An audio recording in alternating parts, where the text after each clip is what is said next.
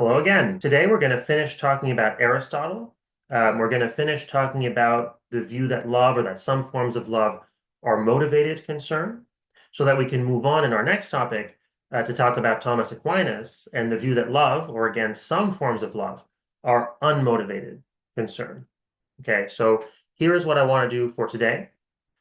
First, for the majority of the lecture, we're going to talk about the Nicomachean Ethics, which, remember, is Aristotle's most important treatise on ethics, most discussed treatise on ethics, and which is also the place where he has the most to say about friendship. So, first, we're going to talk about the kinds of friendship, or rather, we're going to continue talking about the kinds of friendship, which is where we left off last time.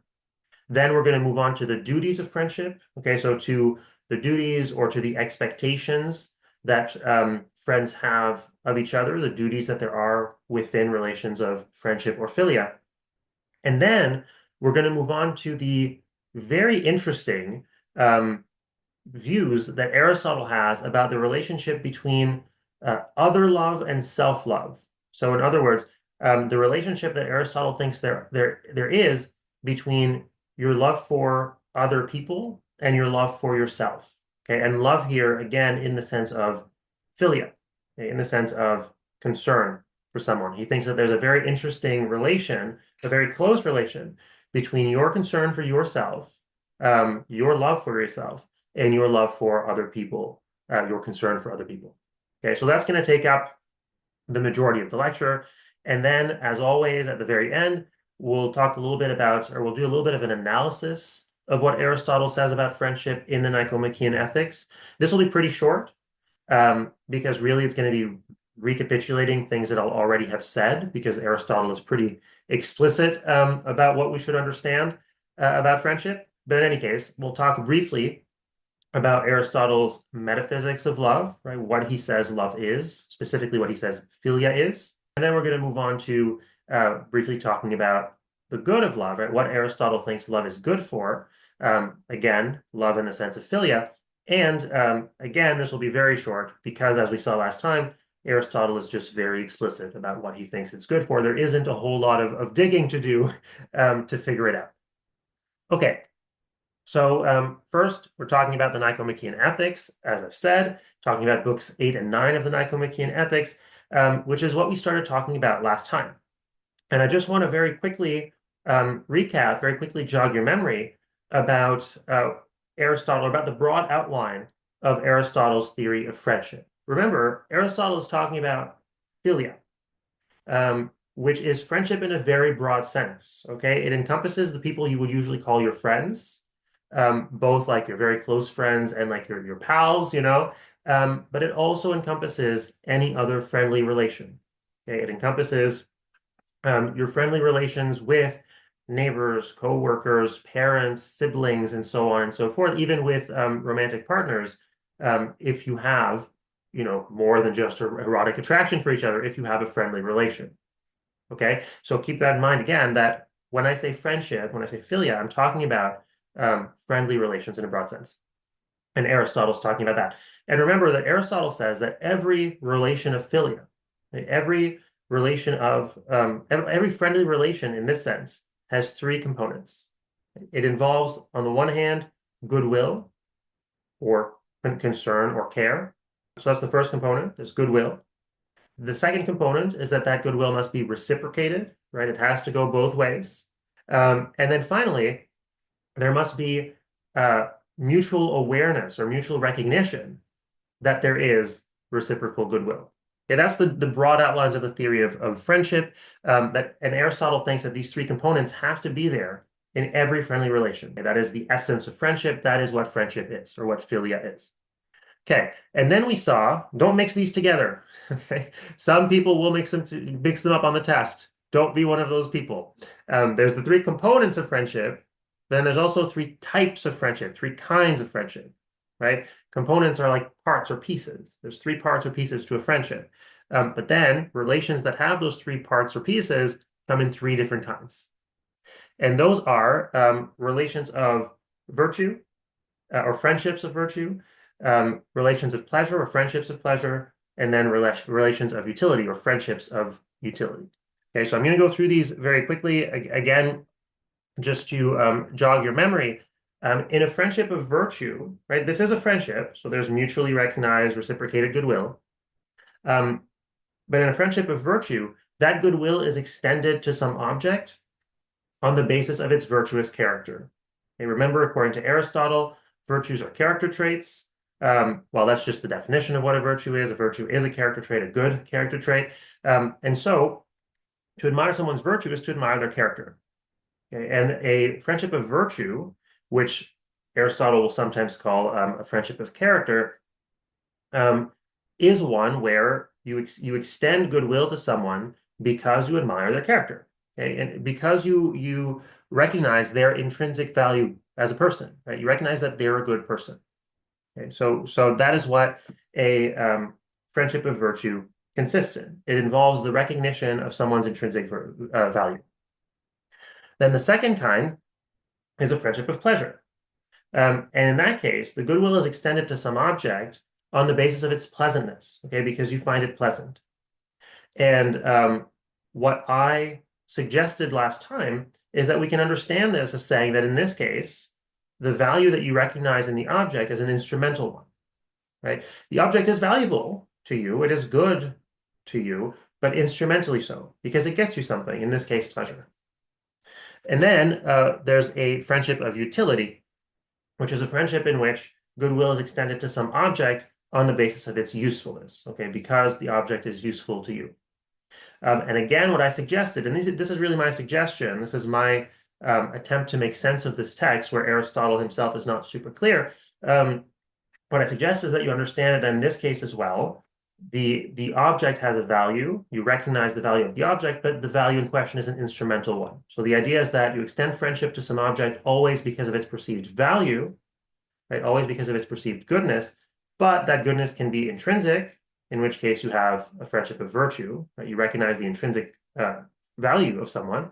You recognize that they're a good person in and of themselves, or you recognize that they're good for you, in which case you extend on the basis of instrumental reasons, right? In which case the value that you recognize in the person is an instrumental value.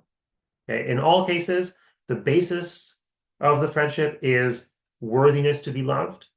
You extend your friendship to someone because they're worthy of your philia. In other words, because they're good, but that goodness can be instrumental or it can be intrinsic. Okay, that's how I propose to understand what Aristotle says about this. Now, I want to point out that Aristotle says these different kinds of friendships have very different characteristics. Okay, and to explain these different characteristics, I'll just quickly draw a distinction between what you might call a person's incidental traits or incidental characteristics and their essential traits or essential characteristics. Okay, so remember, an essence is what makes a thing what it is. Okay, so an object or a person's essential characteristics or essential traits are the characteristics or the traits that make up its essence or that make up their essence. Okay, in other words, the characteristics or the traits that determine who they are, the kind of person that they are. Okay, those are essential characteristics or essential traits. In contrast, incidental characteristics or incidental traits are those that you have, but that don't make up the person that you are or the kind of person that you are. Okay, they are traits that you have, but that are not part of your essence. So first, in a friendship of utility, Aristotle says the friendship is based on incidental characteristics, okay, or on incidental traits of a person. In other words, it's not based on what makes them who they are. It's not based on their essential traits as a person. And remember, for Aristotle, this means it's not based on their character. Okay, think about it. What makes someone useful to you? Okay, suppose that I extend my friendship to you on the basis of your usefulness. What makes you useful to me? Well, it can be all kinds of things. Maybe it's just because we're coworkers or neighbors, right? Maybe it's just because of your proximity to me. Well, that's not part of your essence, right? You could be elsewhere and you would still be the same person. Maybe it's because of something about your situation, right? Maybe I don't own a car and you do, and you can give me rides. That's not part of your essence. right? If you stopped having a car, you would still be you. And so it's an incidental trait. Maybe you just happen to be uh, in possession of something that I need to borrow, right? Maybe I don't have a mixer, I need to borrow a mixer and other items around the house. And so, we strike up this kind of friendship of utility. But that's not part of your essence. You could cease having a mixer and you'd still be you. Okay? And so what Aristotle is saying is, um, in a friendship of utility, the basis is utility, right? And what makes you useful is your incidental traits, not your essential traits. Okay? Or at least in most cases, what makes you useful is incidental traits. Okay? Things that have nothing to do with who you are as a person. For this reason, he says, friendships of utility are relatively short-lived. Why? Well, these incidental circumstances, these incidental traits, change pretty easily. Right? So think about the examples I just gave. Suppose that you're useful to me because you're my neighbor or my coworker. Well, you can move or get another job, in which case you're no longer useful to me, and so we won't be friends anymore. Our friendship will have been pretty short-lived, right? Um, or suppose that, we're friends because you give me rides, but then I get my own car, right? Well, the incidental trait, you having something I don't have, is no longer present, and so our friendship ends. Or suppose that, you sell that item of yours, that mixer, let's say, that I needed to borrow. Well, again, the friendship will be pretty short-lived. The friendship will end. Okay, so you can see that the basis of the friendship, right, the reason we're friends, affects the longevity of the friendship. And again, for exactly the same reason, Aristotle says friendships of utility are relatively frequent and they are numerous, right? So you make several of them and you can have several of them at the same time. Why? Well, they're pretty low commitment. Um, all they're based on, right? The only basis is whether you're useful to me. And many different people can be useful to me at the same time. And it's very easy to strike up a friendship based on utility, right? I get to a new apartment building, I meet my neighbors, they're useful to me, we have a friendly relation, right? Or I should say, we're useful to each other, and so we have a friendly relation. We help each other out. I go to a new job, I have new coworkers. Um, we're useful to each other again, pick up each other's shifts, whatever, and so we strike up a friendly relation. And I can have both of those at the same time, right? There's no commitment beyond, well, we can be useful to each other. Okay. Um, all that's required for you to have a friendship of utility with someone is that you're both in a position to help each other. And that happens all the time. And you can have plenty of them at the same time because there's relatively little commitment. Now, what about friendships of pleasure? Well, according to Aristotle, they're very similar to friendships of utility. In fact, as you can see here, they basically have exactly the same structure. So once again, as in friendships of utility, friendships of pleasure are based on incidental characteristics or on incidental traits. So traits that don't make you who you are, traits that aren't part of who you are as a person. So again, suppose that you and I are friends and that I extend my friendship to you because I find you pleasant. Okay, so we have a friendship of pleasure. Why do I find you pleasant? What is it about you that makes you pleasant to me? Well, maybe we just like to do the same kinds of activities. And so we have fun together. Okay. So maybe, for example, we're both at a stage of our lives where we like to go out and party. Now, that sounds like the absolute worst thing in the world to me, but we're just imagining. So, let's imagine that we both like to go out and party, or that we both like downhill skiing or volleyball or whatever. Okay. The reason that I find your company pleasant, that I take pleasure in your company, is that we like to do the same kinds of things. Now, according to Aristotle, these kinds of things, whether you like to party or downhill ski or play volleyball, are incidental traits. They're not part of what makes you who you are as a person. They're not essential traits.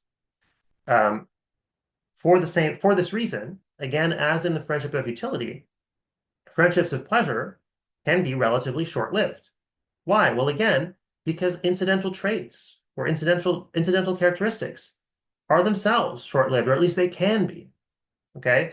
Um, so, of course, some friendships of pleasure might last a very long time, but the point is that compared to other kinds of friendship, they can be quite short because what they're based on can itself be quite short or quite short-lived.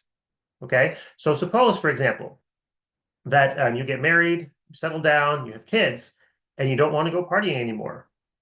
Or suppose that, because you've been downhill skiing or playing volleyball your whole life, you have an injury such that you have to stop playing or stop skiing. And suppose that I don't change in the same ways. So I still want to go out and party, or I still want to downhill ski or play volleyball. Well, I won't find you as pleasant anymore, right? The incidental characteristics can change relatively easily. And in fact, over the course of the average human life, they will change quite a bit, right? The kinds of activities that you like to engage in now are not at all the kinds of activities you liked to engage in when you were, say, 7. And they won't be the same as you will like to engage in when you're 50. Okay? Those things change. And because those things change, friendships based on them are also going to change. Okay, so again, you see this relation between the basis of a friendship and its longevity. And then finally, again, as in the friendship of utility, um, you can have these are relatively frequent, right? They happen often, and you can have several of them at the same time. And the reason is the same. They're relatively low commitment, right? All you need is to enjoy the same kinds of things, really, right? Um, so think about it. If you go out and party with a group of friends, well, you have a friendship of pleasure with all those people. You can have it with all those people at the same time, right? Because you can take pleasure in multiple people at the same time. You can do these fun activities with multiple people at the same time. By the way, Aristotle has this comment where he says, the friendships of young people seem mostly to be friendships of pleasure, right? That's where you are in your life right now, most of you. Um, is many of your friendships, most of your friendships probably are friendships of pleasure, maybe some friendships of utility in there. So there's a very similar, there's a lot of commonalities between friendships of utility, friendships of pleasure. Now, what about friendships of virtue? Now, they're different, Aristotle thinks. Um, First, friendships of virtue are based on essential traits. Okay, this is a Greek idea. You find it in lots of Greek philosophers that what defines you as a person, what your essence consists in as an individual, is your character. Your character traits, the stable dispositions that determine how you feel and how you act in particular circumstances. Okay, remember, that's what a character trait is. It's a disposition to feel and to act in certain ways. And what makes you the person that you are uh, is the set of these kind of stable characteristics. And in a friendship of virtue, remember, it's based on virtue, and virtues are character traits. Right? So it's based on the admiration of certain of someone's character traits. So suppose now that you and I are friends, but that's a friendship of virtue. Okay, I extend my friendship to you because I admire your character. I think you're a good person. I want to be around you for this reason. Okay, say I think you're strikingly intelligent or even-handed or fair or courageous. These kinds of things. I admire your character traits. I admire some of the traits that make you who you are as a person, according to Aristotle. For this reason, Aristotle says, friendships of virtue are relatively long-lasting.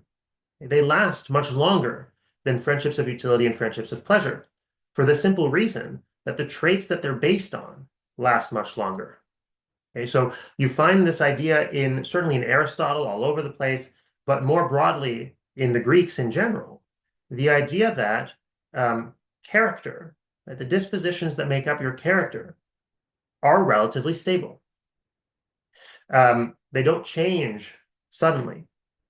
And so, although your incidental traits can change all the time, your essential traits, the traits that make you who you are stable.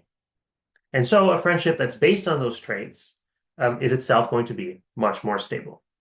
Okay? So, of course, as you grow up, you might find different things pleasant, different things fun. Okay? At some point, you will stop enjoying going to parties if you enjoy doing that right now, or at least you will stop enjoying it as much. As you grow up, you will stop finding the same things useful, right? Right now, maybe you don't have a car. You need rides. Right now, maybe you own very few things, and so you need to borrow lots of things. But eventually, you'll grow out of that. But according to Aristotle, what won't change is your character. Won't change much anyway.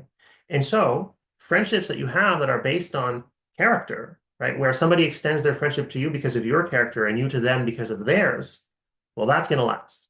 Okay, that's going to last through all those changes. And for that reason, because of their basis, again, um, the basis doesn't just affect the longevity of the friendship, it also affects the frequency and the number. Okay? Aristotle says friendships of virtue are infrequent. Okay? They don't spark up all the time like friendships of utility and friendships of pleasure do. Um, and they're also few in number. You don't have many of them at the same time. Okay? You can only have a few of them at the same time, a small number. Why? Well, he gives a couple of reasons for this, and it's important. Um, for one, he says, well, it's just hard to find good people.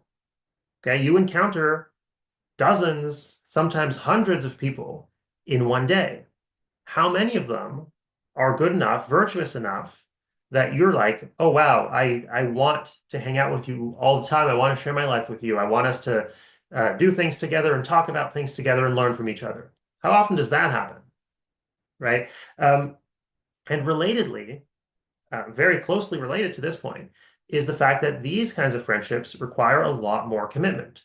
Part of the reason why you don't just meet people, every day and be like, oh, wow, I want to spend a lot of time with you and learn from you and all this kind of stuff is, well, it takes a lot of commitment to even find out what someone is like, right? You don't find out those kinds of things about a person, like their essential character traits that you admire or loathe, usually right when you meet them. That takes commitment. You have to spend time with them. You have to talk with them. You have to do things with them in order to discover what their character is like. Okay. And so for this reason, Aristotle says you can only have these with a very small number of people at a time. Okay. Um, you don't strike them up all the time. Okay. So those are the three kinds of friendships in Aristotle, as well as the traits that he thinks makes them similar to and different from each other. Now I'd just like to say a little bit more about friendships of virtue and how they relate to the other two kinds of friendships. Okay, friendships of utility and friendships of pleasure. Now, the first thing to note is that at various points in the text, Aristotle says that friendships of virtue are true friendships. Okay, a true friendship is a friendship of virtue. Why? Well, I think that the answer that is best suggested by the text, or most suggested by the text, is that friendships of virtue best embody the essence of friendship. Okay. Um, think about it. What is the essence of friendship according to Aristotle? Well, it's goodwill that is reciprocated and that is mutually recognized by both parties, right? That's what a friendship is. That is the essence of friendship. But what is goodwill? Goodwill is caring about the good of someone, right? That's what it is to have goodwill or to have care, to have concern for someone, is to care about their good, um, want what is good for them, and be disposed to help them if need be. Okay, so that is why, according to Aristotle, a friendship of virtue is a true friendship. It is the one that is the most truly a friendship because it is the one that most truly embodies, most perfectly embodies the essence of friendship, which involves a relation of goodwill or of concern or of care. Okay, it is the one where there is the most truly uh, goodwill, concern, or care for another person and not just for yourself. Now, in addition to that, Aristotle says that in a friendship of virtue, there is also pleasure and utility. Okay, so the friendship of virtue is the whole package. Why? Well, in a friendship of virtue, you extend your friendship to someone because you admire their character. You admire their virtue. And being in the company of someone like that is pleasant, right? So when you're in the company of your virtuous friend, your friend whose character you admire, well, you will find that company pleasant. And so there's pleasure. Moreover, if you're friends with somebody who's a good person, a virtuous person, well, they'll be happy to fulfill their duties to you as your friend, right? And so they will help you out when necessary. They'll be willing to do favors for you and things like that. Remember, the characteristic activity of a friendship is conferring benefits on each other, right? That's what friends do for each other. And in a friendship of virtue, your friend will be happy to do those things for you. Okay. And so they'll be useful as well. So in a friendship of virtue, um, there is not only concern extended to another person for their own sake, but there's also the pleasure and the utility that you find in friendships of pleasure and friendships of utility. Okay, so they're the whole package. Now, Aristotle says that it's because of their similarities and dissimilarities to the friendship of virtue that we call friendships of utility and friendships of pleasure friendships. Okay, it's because they resemble a friendship of virtue in some way, because they resemble true friendship in some ways, that we call them friendships, even though they're not true friendships. Okay, here is a quote. This is still from Book 8. He says, "It is because of their similarity and dissimilarity to the same thing, that is, to the friendship of virtue, that they seem both to be and not to be friendships. And friendships of utility and friendships of pleasure are in some ways not friendships, and in some ways are friendships, because they are in some ways similar and in some ways dissimilar to the friendship of virtue that is the true friendship." Okay, so he says, it's because of their similarity to friendship based on virtue that they appear to be friendships. One of them involves pleasure and the other utility. And these are characteristics of friendship based on virtue as well. Right? So as I just said, in a friendship of virtue, you find each other pleasing and you're useful to each other. And it's because those other two friendships have that, because they partially fulfill what you get out of a true friendship, that we still call them friendships. Okay, they're similar to a true friendship in some ways, so we go ahead and call them friendships, even though they're not what is most truly a friendship. At the same time, though, he says, these friendships change quickly, and they differ in many other ways as well. Okay, the main way that they differ, say, besides the fact that they change quickly and the fact that they can be frequent and numerous, is the fact that in that case, the care or the concern or the goodwill you extend to someone is ultimately just for your own sake. Right? You only care about their well-being to the extent that it's important to your well-being. Okay, and so because they differ from friendships, from true friendships in that way, they don't really appear to be friendships. Okay, so they both do and do not resemble a true friendship. Now, I want to point out here, students often misunderstand this. And so I'll often get students telling me, on tests or whatever, that Aristotle thinks friendships of utility or friendships of pleasure are bad or, demeaning or something like this. But no, he doesn't say that. He's not saying that at all. They're all good, right? If you've got a friendship of utility for someone, you've extended that friendship to them because it's good for you. And they've extended the friendship to you because it's good for them. It's good, right? Not only is it good, it's necessary, as he said in the last lecture, as we saw that he says in the last lecture. If we didn't have all of the friendships of utility that hold society together, we couldn't survive, right? They're good. Friendships of utility are good. We need them to get on with our lives and to do the things that make it possible to live them. Friendships of pleasure are good, right? Going out, doing things, and having fun, if you do it in moderation and with virtue, is good, right? He's not condemning them. On the contrary, they're necessary. Remember, your relationship with your fellow citizens, to whatever extent you have a relationship with them, is a friendship of utility. You need them, and they need you. Your relationship with your coworkers is a relationship of utility. You need them, and they need you. Your relationship with your neighbors, these are all relations of utility, and they're absolutely necessary. Okay, it's just that they're not, Aristotle thinks, what best embody, what most truly embody friendships. Okay, now last time I left you with this question, and I said, think about it. Are friendships, are friendships of virtue, are true friendships unconditional according to Aristotle? Now, if you read self-help books or listen to podcasts about friendship or love or whatever, lots of people will say that love should be unconditional. Okay? Lots of people will say that you should have unconditional love for your spouse, your parents, your friends, whatever. But Aristotle doesn't think this. Think about it. What does it mean for friendship to be unconditional? It's for it to have no conditions. You remain friends with the person no matter what happens. Right? To say that there's a condition is to say, well, if this condition is not met, well, we're not going to be friends anymore, or I'm not going to love you anymore, or something like that. Clearly, Aristotle thinks that friendships of virtue are conditional. They're conditional on virtue, right? He doesn't think that a person's character changes easily, but suppose that for whatever reason it did change, right? Somebody who was, very courageous, very tempered, very kind, suddenly became cruel and abusive, or maybe they were just pretending to be those things, and they were cruel and abusive the whole time. Do you remain friends? No, of course not. Right? Aristotle would say it's not even possible. It wouldn't be a true friendship anymore because true friendship requires admiration and you don't admire them anymore, right?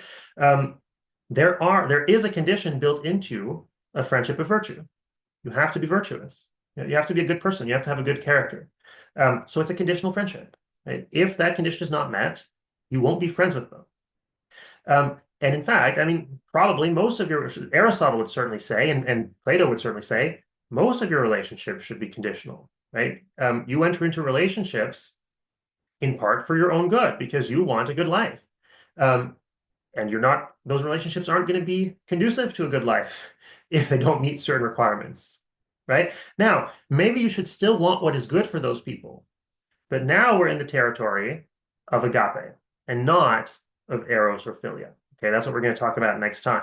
So maybe, you should be concerned for somebody you were friends with or somebody you had a romantic relation to after, their life goes very downhill. But that doesn't mean that you have to keep them in your life and remain friends with them, right? And maintain a friendly relation with them. And what Aristotle says, I didn't get you to read this part, but what Aristotle says is if you're true friends and something happens and they start to become a bad person, they go down a bad path, then presumably you'll try to help them. But after a while, if it doesn't work, then you have to break off the friendship. Okay? So it's definitely conditional. It's not unconditional. Aristotle does not think that even true friendships are unconditional. Because again, um, they have to be part of what it is to live a good human life. And having, very bad people who are potentially doing bad things to you is not part of a good human life. Okay. And then finally, the last little comment I want to make is about the role of virtue. Remember, all the way back at the very beginning of book 8, Aristotle says, well, let's talk about friendship because clearly virtue is somehow involved in friendship. So let's figure out how. Now we know how. In a true friendship, um, in a friendship that is most truly a friendship, you must be virtuous, right? Both of the parties, of course, are going to be imperfectly virtuous. We're all human, this kind of thing. We're going to make mistakes, whatever. But if you have the best kind of friendship, the kind of friendship that is most truly a friendship, the one that is, again, so to speak, the whole package, you must be a good person. Okay.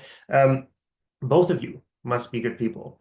He says, friendships of virtue are impossible among bad people, right? So the true friendship, the best kind of friendship are impossible. They can have friendships of utility, sure. They can have friendships of pleasure, maybe even, sure. But they can't attain a friendship of virtue, a true friendship, which is the one that is the best. Okay, so that's everything I want to say about the kinds of friendship. Now let's move on to our discussion of the duties of friendship, okay, of what expectations there are within a relation of friendship, within a relation of philia, what kinds of duties you have toward your friends. Now, according to Aristotle, all of the different kinds of friendship involve equality. Whether you're in a friendship of utility, or a friendship of pleasure, or a friendship of virtue, all of them involve equality. What that means is that in all of them, you expect to receive about as much as you give. Okay, you expect there to be a rough equality there between what you give to your friends and what you receive from them. Okay, so suppose, for example, that you and I are in a friendship of utility, and I ask you to do some favors for me from time to time. Well, you're going to expect that I will also be willing to do some favors for you from time to time to repay you, right? You'll expect that I'll be roughly as useful to you as you are useful to me. Now, suppose that we're in a friendship of pleasure, and I get a lot of pleasure from your company. Well, you will expect to get about the same amount of pleasure from mine. Okay, our friendship will be based on there being that kind of equality. And for Aristotle, this is the duty of friends. Okay, the duty of friends is to give back about what they receive, right? Roughly speaking. If there isn't this kind of equality, then there can't be a friendship. And if there isn't that kind of equality in a friendship that already exists, well, then the friendship will be dissolved, right? So if I am trying to strike up a friendship of utility with you, and you know that there's no way that I can be useful to you because you know that I'm a very selfish person, let's say, you won't want to be friends with me. Similarly, if we're already in a friendship and I'm always asking you to do favors for me and always refusing to do favors back for you, well, you're going to break off our friendship. Okay. By the same token, if I'm trying to strike up a friendship with you because I find you very pleasant, but you find me insufferable, you're not going to want to start a friendship. And similarly, if we're already in a friendship of pleasure, um, and I find you very pleasant, but I make a fool of myself and continuously get very drunk, um, and make myself unbearable to you, well, you're going to break off the friendship. Okay. So there's an expectation that each party gets about the same as what they receive. And if that expectation cannot be met, then the friendship will be broken off. Now, what about in a friendship of virtue? Well, of course, in a friendship of virtue, the two parties, being virtuous, will be happy to fulfill the duties of friendship for each other, right? And so they'll be roughly as useful to each other. And because both of the parties take pleasure in the virtues of the other, well, there's going to be about the same amount of pleasure. The thing is, though, that in a friendship of virtue, you expect your friend to be about as good as you. Right? There'd be a rough equality of goodness as well. This raises difficult questions in a very hierarchical society. Right? As I pointed out last time, ancient Greece and especially ancient Athens was a very hierarchical society. There was a hierarchy of classes, right, with Athenian citizens and then medics and then freedmen and then slaves. There was a hierarchy, a sexual hierarchy, right, a hierarchy of the sexes between men and women, and then, of course, of men and women over children. And so the question that this raises is it just impossible for there to be friendships between, say, citizens and medics, or between men and women, or between parents and children? Um, Given that this is a very hierarchical society where some of these people are considered to just be intrinsically better than some of the others, is it just the case that they can't have friendships? Here's what Aristotle says here, because he thinks that no, they can have friendships. He says there's another species of friendship, right? Another to what we've been talking about where there's equality. There's another one that involves superiority. For example, the friendship of father to son, or of older to younger, of man to woman, and of ruler to subject. Okay? Again, because you've got the background of this very hierarchical society, it's understood, it's thought that these are relations between unequals, not relations between equals. Okay? So how exactly can there be friendships between these people? Well, Aristotle says, in friendships like these, the affection must be proportional. Okay, so the better must be loved more, and the more useful must be loved more, and the more pleasant must be loved more, and so on and so forth. When the affection is in accordance with merit, then a kind of equality results. So what is Aristotle saying here? What does he mean exactly? Well, let's illustrate. So here I've got a diagram of an ancient Athenian family. Okay, so you've got the husband, the top there, and then his wife in the middle, and their children on the bottom. And as you can see, I've organized them hierarchically, right? This is a hierarchy. The man is at the top. He is higher. He is considered in ancient Athens to be more noble, more honorable by nature, right? They think that these hierarchies are just there, inscribed in the nature of things. And then below him, there is his wife, a woman, who is thought to be less honorable, less noble by nature. And then below them, there's their children, who are less noble, less honorable by nature.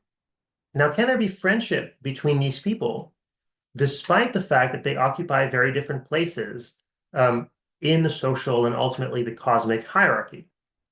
Can there be bonds of philia between them?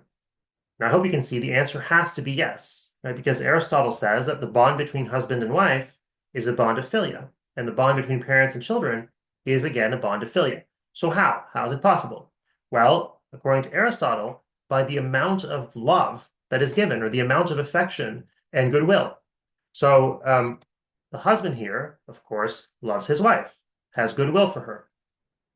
But because he's higher on the hierarchy, the expectation is that the wife is going to have more love for him, right? You can see here that the arrow is bigger. There's more love there, more affection, and more goodwill, right? More willingness to do what is good for someone.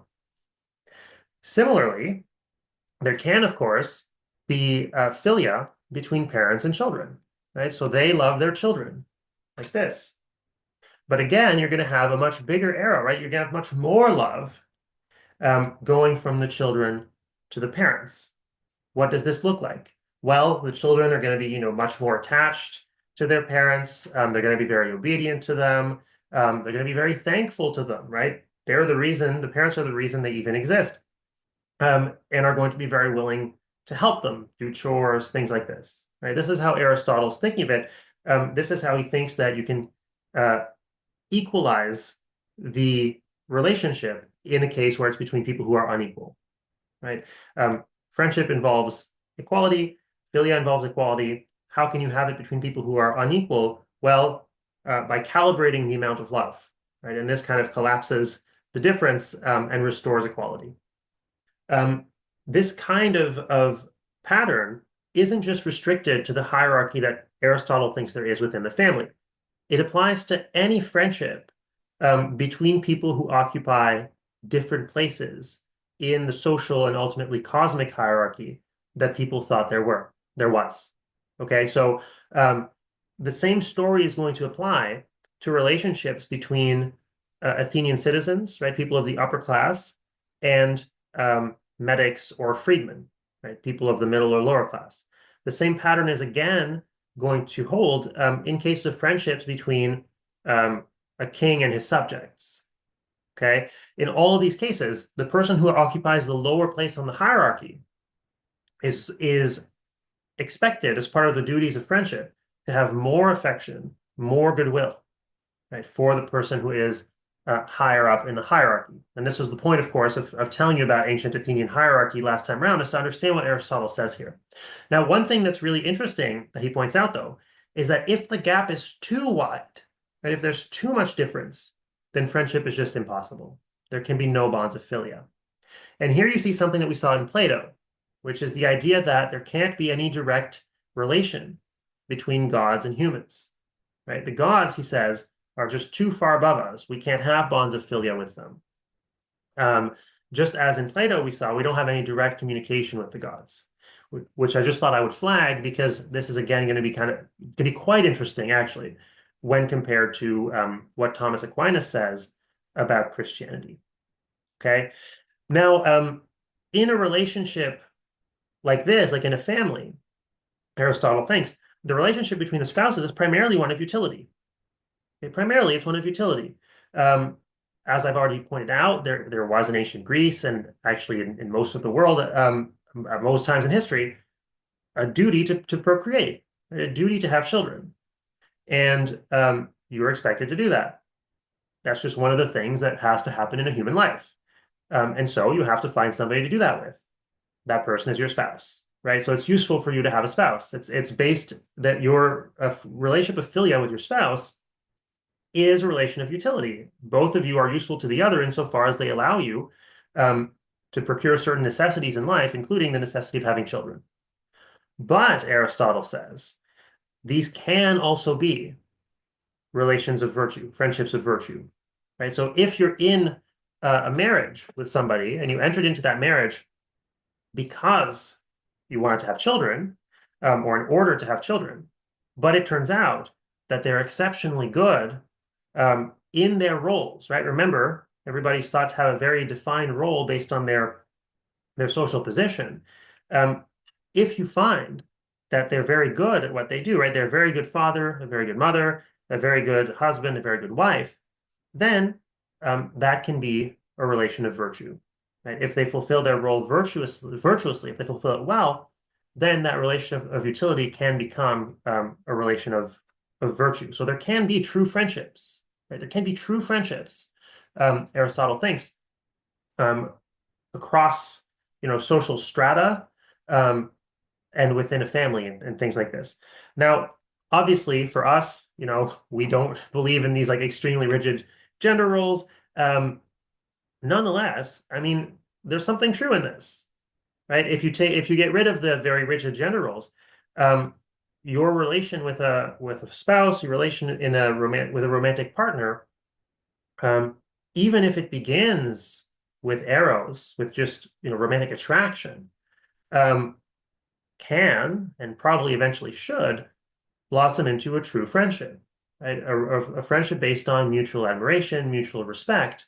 Um, and actually, if I can offer some unsolicited dating advice, if you talk to people and ask them about what they most look for in a romantic partner, most of the time, what they start to list immediately with no prompting is virtues, right? They start listing character traits that they think are good. So my dating advice to you, if you are wondering how to find, um, a long-term partner or something, develop the virtues. That's my free advice to you. Okay, so now let's move on to the relation between other love and self-love. Now, the term there, by the way, self-love, is philautia. Okay, that's the ancient Greek term that Aristotle is using. It's a philia, right, a relation of friendship, that is an autophilia, right, a philia for oneself. That is the term that he's using. So he's referring to a relation of philia you have to yourself, and he's asking, what is the relation between the philia you have for others, like for friends, and the philia you have for yourself? So he starts off, he says, there's a puzzle about whether a person should love himself or someone else most of all. For, he says, people criticize those who like themselves most and call them by the derogatory term self-lovers. Indeed, it does seem that the bad person does everything for his own sake. The more so, the more wicked he is, right? The more you seem to be a bad person, the more it seems that you do everything just for yourself. The good person, however, acts for the sake of what is noble, and the more so, the better he is. And he acts for the sake of his friend, neglecting his own interests, right? So if you're a good person, it seems, he says, that you act for the sake of other people and not just always for yourself. And so he says, look, there are people out there who criticize, people who love themselves too much. And so it seems like you shouldn't love yourself most of all. And it seems like you should love other people most of all. But you'll see, actually, Aristotle disagrees. Okay, Aristotle thinks you should love yourself most of all, at least in one sense, which he thinks is the most relevant sense. So the first thing he does is to draw a distinction. He says, look, everything depends on what we mean by loving oneself. So he says, in one sense, to love yourself the most is to want a greater share of various kinds of goods. And he lists them. He says, goods like money and honors and bodily pleasures. In one sense, to love yourself the most of all, is to try to get the most of these kinds of things for yourself. The most money, the most honor, the most bodily pleasures. And he says that people who do this are gratifying their appetites and their feelings, right? So in other words, to do this kind of thing is to love your appetites and your feelings. That's the part of yourself that you love when you're a self-lover, when you love yourself in that way, in that sense. Now, it's important to remember that in Aristotle, there's a distinction in his picture of human nature, right? There's the desires and the emotions on the one hand, and then there's reason on the other hand. And in a virtuous person, your desires and your emotions are brought under reason, right? They become reasonable. In a person who is not virtuous, well, their desires and their emotions overwhelm their reason, such that they don't do what is good and right. Okay? So in one sense, somebody who loves themselves the most does what is wrong by trying to get more than what they deserve, right? Because what they love the most are their appetites and their feelings. But in another sense, Aristotle says, to love oneself most is to want what is noblest for oneself, right? It is to want the best kind of life for oneself. And that we've seen, according to Aristotle, is the life of virtue. Okay, so somebody who wants what is noblest for themselves gratifies the most authoritative element within human nature. That is, what they prize is reason, which is the most authoritative element, the element that is higher, according to Aristotle, within human nature. Okay, so in this sense, to love oneself the most ultimately is to value virtue in oneself, right? It is to give priority to reason and so to the development of virtue. And so somebody who loves themselves the most, right, who wants what is noblest for themselves, wants above all, or values above all, their own virtue. And so the question then is, okay, which one of these two things are we talking about? If we're talking about the first one, then of course you should not love yourself the most, right? You should not be trying to get more than your share of money or honor or pleasure, harm others in the process of getting them, that kind of thing. But in the second sense, he thinks you should love yourself the most. Okay. He says the true self-lover, which is the self-lover in the second sense, is not blamed by anyone. On the contrary, everybody approves and praises the true self-lover because somebody who loves themselves in this sense, in the sense of valuing virtue above all else, benefits others, right, by their noble actions, even to the point of self-sacrifice if necessary, benefits their friends, benefits their country, and so on and so forth. Okay, so Aristotle thinks, one, nobody would blame you. Nobody blames people who love themselves in the most true sense. And two, that you should love yourself most of all, right? You as a human being, as an organism, have a built-in purpose. In the case of a human being, it's to develop according to reason or to live according to reason, which means in this case, to live according to virtue. That is your built-in goal, and it should be the thing that you should care about the most. And by pursuing that goal, you will benefit the people around you as well. Now, the question, though, is what is the relation between the love you have and should have for yourself and the love you have for others? Here's what Aristotle says. He says, the origin of relations of friendship toward neighbors seems to be in our relations to ourselves.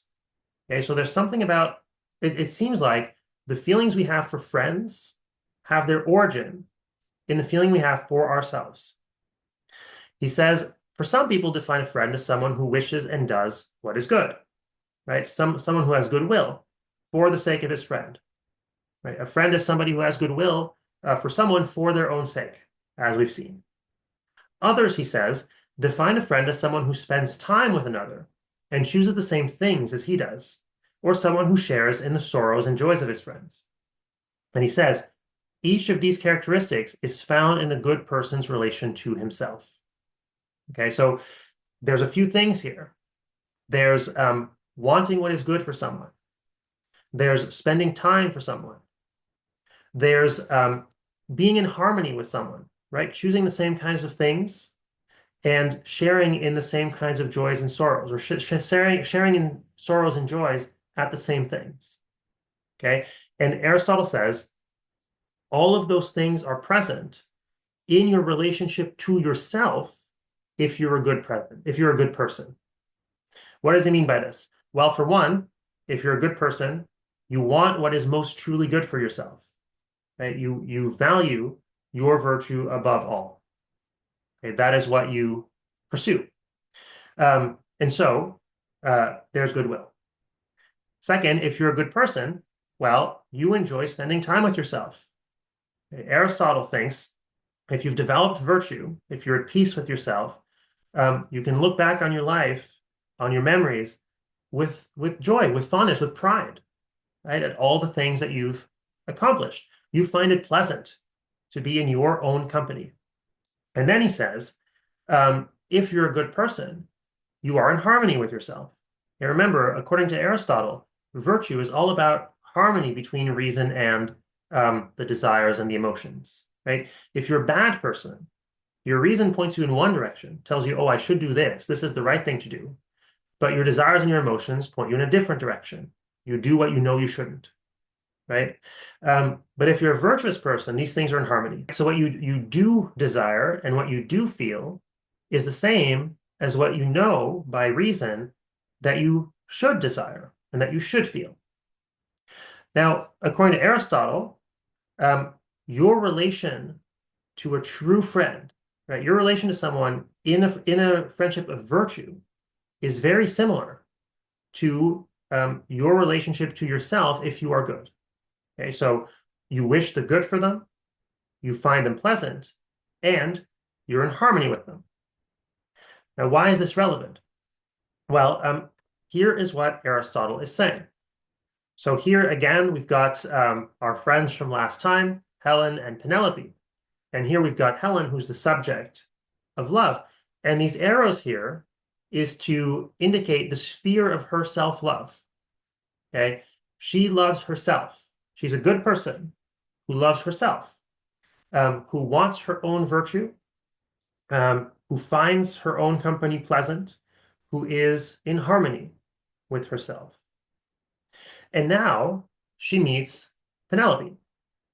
And she realizes that Penelope is just as admirable as she is, and that she enjoys Penelope's company just as much as she enjoys her own, and that she's just as in harmony with Penelope as she is with herself.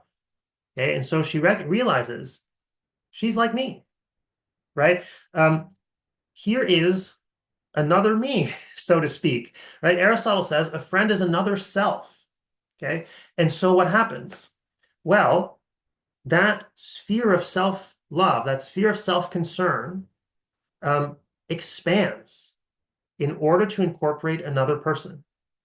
Okay, so it's like the good person, in entering in a friendship of virtue, takes the self-concern, right, the goodwill they have for themselves, and extends it to another person who then becomes a part of them, right?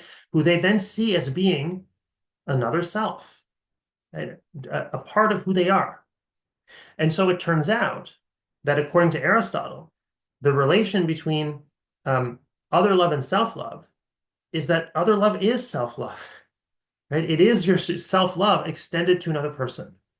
It is the feelings and the attitudes you have for yourself extended to another person whom you recognize as being, in many ways, very close to you, very similar to you.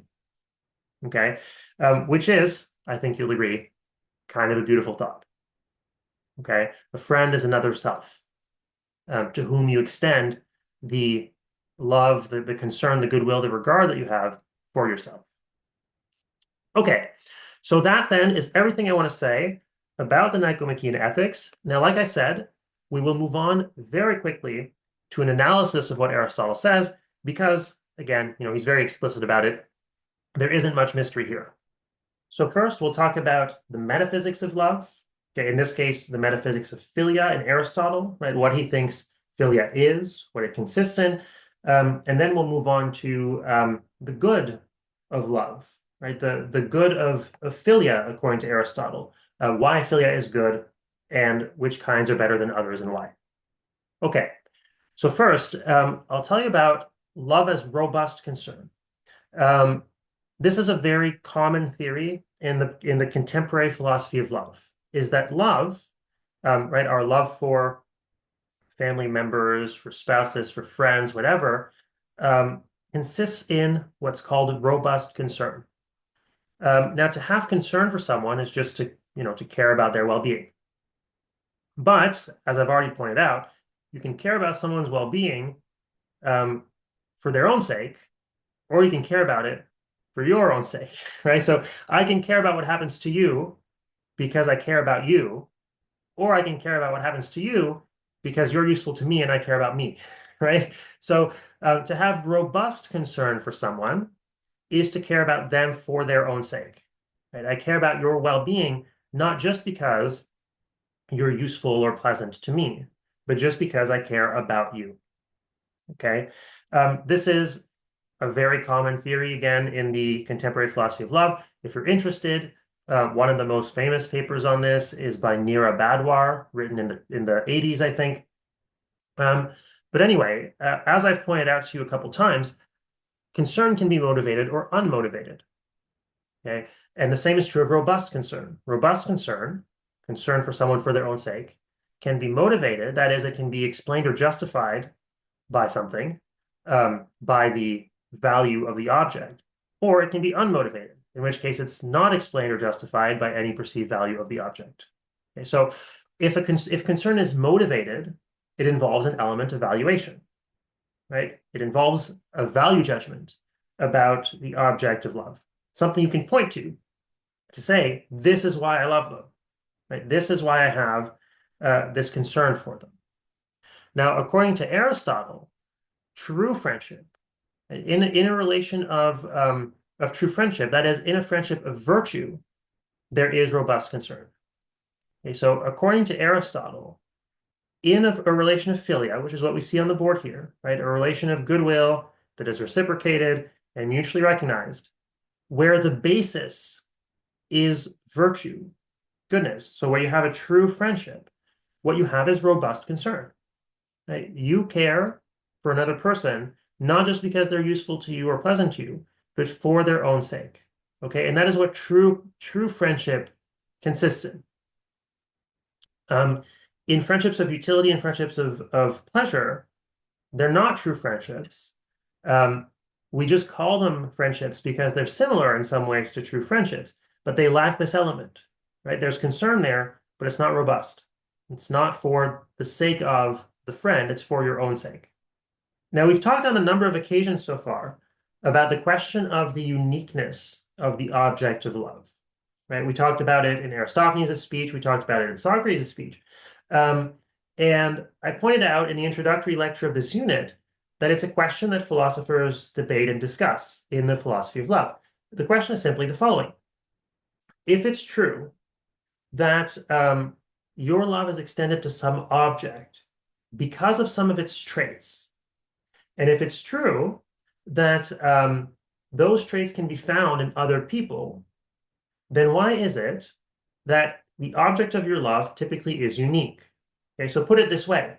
Here in this case, Helen has philia, has friendly love for Penelope.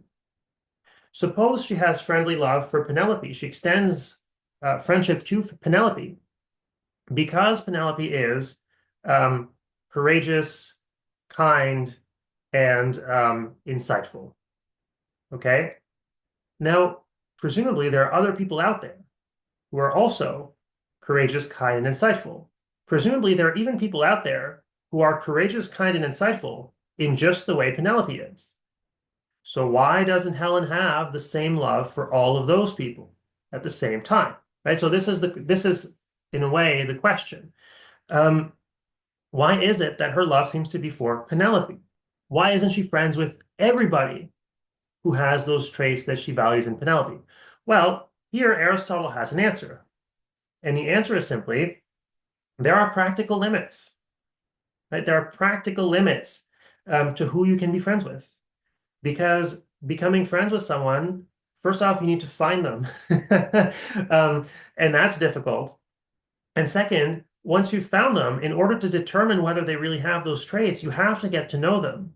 And that takes a huge amount of time commitment. Okay. And so you can't do this with a lot of people over your life, and you can't do it with a lot of people at the same time. And so in Aristotle, what you get, I think, now this is just me trying to help you through the text. You know, Aristotle himself isn't very clear about this, but I think what you can get out of this is initially, the object of love is not unique. Initially, you're willing to enter into a relationship with whoever fits certain characteristics. Maybe you're not even aware of what those characteristics are exactly, right? You have to kind of experience them to know them. But at least at the beginning, anybody who fits a general description will do. But then you start to get to know somebody, and then you start to develop a friendship with them. And now the object shifts and becomes unique, right? You're no longer looking to start a relationship with anybody who has these particular characteristics. Now you've got a particular bond with a particular person. Okay, and so what you get in Aristotle's view is a kind of synthesis between the radical uniqueness you find in Aristophanes' speech, right? In Aristophanes' speech, you love your other half just because they're your other half, right? That is a non-repeatable relation. There's just one person who's like that, the person who was your other half. Um, and the kind of, radical non-uniqueness, radical generality you find in Plato, where Plato's like, well, you start off, you love somebody unique, but then you kind of come to realize that what you really love is their beauty, and so you come to love everybody or everything even that shares in that beauty. Aristotle has a kind of a middle ground where he says, well, at first there's these general traits that you can find in a bunch of people, right? But then you have to begin fostering a relationship with them. And that takes time and commitment. And so then the object of your love comes to be specified, right? And it comes to be just one person that is like that you're friends with, or just a few people that is like that you're friends with. Okay. And so the object of love, I think, is at the outset general, unspecified. And then as you begin the process of forming a relationship, becomes specified, right? Becomes unique. Okay, so that's the metaphysics of love. That's what love is, what it consists in, according to Aristotle. What about the good of love, or of philia, right? Of friendly love. Well, according to Aristotle, the good of philia is to be explained by our nature. What we are by nature is rational animals and also social animals. Um, and we cannot live good lives without other people. As we saw, there's a number of reasons for which having relations of philia in our lives is instrumentally good. For one, because we are by nature rational social animals, we're unable to develop the kinds of virtues that we need to flourish individually outside of relations with others, right? All of our virtues, all of the virtues, the human virtues, are social virtues, right? They're virtues that are for life with other people, and you can't develop them unless you're living with other people, right? As we saw in the last lecture, for Aristotle, living with others, right, having relations of philia with others is a condition for exercising virtue at all. And so without those relations, you cannot live a flourishing human life. But that's not the only way that friendship is instrumentally good. Friendship is also instrumentally good because we are, again, social animals. We can't survive or provide for ourselves in isolation. We need other people. Right? We need other people to provide the various necessities of life for us. So we need them in order to help us in various ways, individually, right? Do favors for us and all this. And we need them to sustain the social network on which we all depend, the social networks on which we all depend. Without this, we cannot survive. And so friendship is instrumentally good, right? It is necessary to a good life in all these ways. And again, I want to stress, we're not just talking about true friendships here. We're not just talking about friendships of virtue. Friendships of utility are absolutely necessary to good human lives, right? Even they are instrumentally good. And then Aristotle seems to suggest having friendships, and here I guess he probably means having true friendships, friendships of virtue, are also intrinsically good, or having them is also intrinsically good, because your life goes well. The life of a rational social animal goes well when they surround themselves with other people who are virtuous. Okay. All right. So that is the metaphysics of philia and the good of philia according to Aristotle. As always, quick recap. According to Aristotle, all friendships, be they friendships of virtue, pleasure, or utility, are based on equality. As we saw, this raises a kind of problem in a very hierarchical society like ancient Athens. And he proposes to resolve this problem by love, ultimately, right? The difference in their social status, the difference in the social status of the friends is equalized or is neutralized by love. The person who is lower owes more love to the person who is higher. Moreover, he thinks in a true friendship, in a friendship of virtue, what happens is that our love for ourselves is extended to encompass another person. So in that sense, to have a friend, to have a true friend, is to have another self. Okay, now there's other stuff I'd love to say about this, a lot of other stuff I'd love to say about this, especially about, which parts of this apply in our context, we who do not live in the kinds of hierarchical societies with the kinds of rigid social roles that ancient Athens had, um, as well as comments about, I'd love to make some comments about the relation between philia and eros, um, as well as philia and agape. But there's no time. And so we'll get there a bit later. Okay, at the end of the unit, there's going to be a unit wrap-up session, and that's where we'll bring all this stuff together, compare the different kinds of love, and think about how they're related to each other, as well as what we can learn from them now. Because again, the context is very different, and so you got to do some work to see what's still relevant in here and what isn't. But we'll leave that for the end of the unit. So for next time, we're going to move on to love as unmotivated concern in the work of Thomas Aquinas. Okay, so we're moving on to a new historical period. We've just spent like 3 weeks in ancient Greece. We're going to move on to medieval Christianity, medieval Europe. So for next time, read the excerpt from Thomas Aquinas, and I will talk to you soon. Bye.